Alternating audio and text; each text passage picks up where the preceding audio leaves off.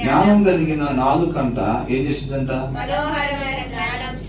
మనం జ్ఞానాంశాలు పలకాలి అని అంటే ఫస్ట్ మనం ఎలా ఉండాలంట?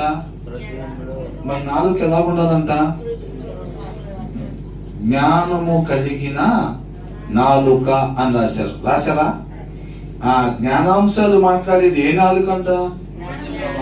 జ్ఞానము కలిగిన నాలుకంట. అంటే మనం నోరు తెరిస్తే జ్ఞానాంశాలే మాట్లాడాలి అని మనం అనుకున్నట్టయితే గనక మన నాలుక ఎలా ఉండాలంట? జ్ఞానం కలిగి ఉండాలి. అది చూసుకోవాలి. ఇది లేకుండా దాన్ని ఆశపడితే ఏమీ లేదు, వాగ్దాన కార్డులు చూసుకున్నట్టే పరిస్థితి. ముందున్నది చేయకుండా చాలా మంది ఈ రోజుల్లో ఏంటంటే మీకు ఇలా ఉంటే మీకు అది వచ్చింది, నేను మీకు తోడుగా ఉంటాను అని అంటే ఇలా ఉంటే అనేది తీసేస్తారు. నేను మీకు ఎల్లప్పుడూ తోడుగా ఉంటాను, మిమ్మల్ని తలగా ఉంచుతాను, తోకగా ఉంచను. ఇవే మొత్తం చదువుకుంటారు కమ్మగా.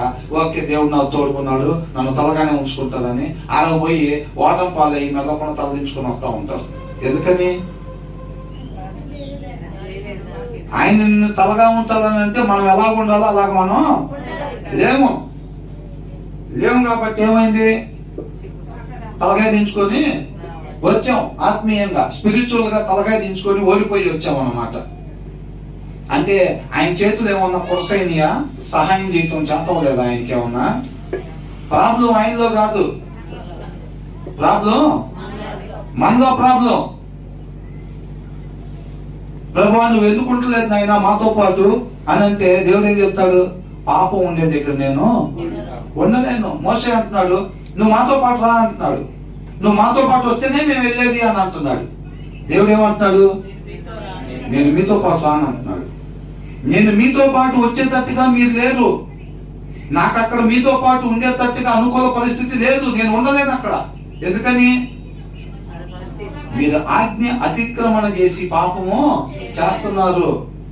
నేను చెప్తున్నాను, మీరు వింటున్నారు, దాని ప్రకారంగా మీరు ఉండట్లేదు.